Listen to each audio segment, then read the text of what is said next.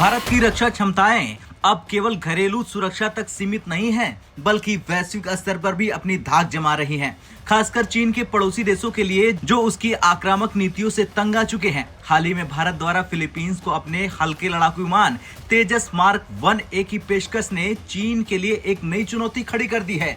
दरअसल फिलीपींस ने हाल ही में अपने मौजूदा दक्षिण कोरियाई A50 फाइटर जेट्स के साथ नए और ज्यादा तेज और ताकतवर जेट्स को शामिल करने के लिए एक टेंडर जारी किया है।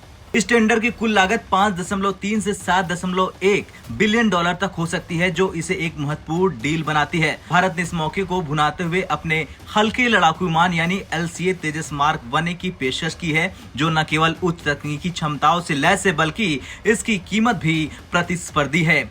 इस डील को लेकर फिलीपींस बेहद गंभीर दिखाई दे रहा, खासकर जब भारत ने इस टेंडर के लिए विशेष प्रस्ताव रखा। ये प्रस्ताव न केवल तेजस मार्क 1A के नेवल ऑप्टिमाइज संस्करण भी है, बल्कि इसमें ब्रह्मोस एनजी मिसाइल का भी विकल्प शामिल है। फिलीपींस जो हाल ही में अपने कोस्टल डिफेंस के लिए ब्रह्मोस एंटी शिप मिसाइल खरीद चुका है, अब एयर लॉन्च वेरिएंट पर भी विचार कर रहा, जो 2028 तक उत्पादन के लिए तैयार हो सकता है। फिलहाल इस टेंडर में कई बड़े नाम भी मैदान में हैं, जिनमें अमेरिका का F-16, स्वीडन का ग्रिफिन, फ्रांस का राफेल और दक्षिण कोरिया का KF-2 शामिल है। लेकिन तेजस के पक्ष में जो बातें जाती हैं, वे इसे सशक्त दावेदार बनाती हैं। फिलीपींस को किसी हाई फाई विमान की आवश्यकता नहीं है, उसे एक सस्ता और सक्षम विकल्प चाहिए, और यही तेजस की सबसे बड़ी ताकत है।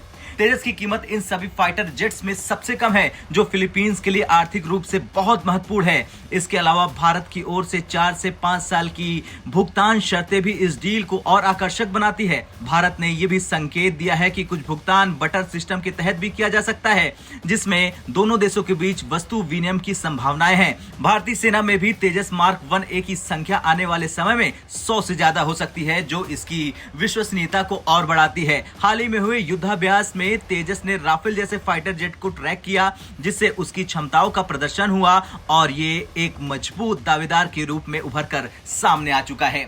खैर, फिलीपींस की गंभीरता इस डील को लेकर बढ़ती जा रही और भारत के इस कदम ने चीन को भी चिंतित कर दिया है। हाल के दिनों में चीन और फिलीपींस के बीच बढ़ते तनाव ने इस डील को और महत्वपूर्ण बना दिया। अब अगर फिलीपींस भारत के तेजस मार्क 1A को चुनता है, तो ये न केवल भारत के लिए एक बड़ी जीत होगी, बल्कि चीन के लिए एक बड़ी कूटनीतिक हार भी साबित हो सकती है। आपका क्या कुछ कहना है इस डील को लेकर? कमेंट कर जरूर बताएं। ब्यूरो रिपोर्ट, भारत तक।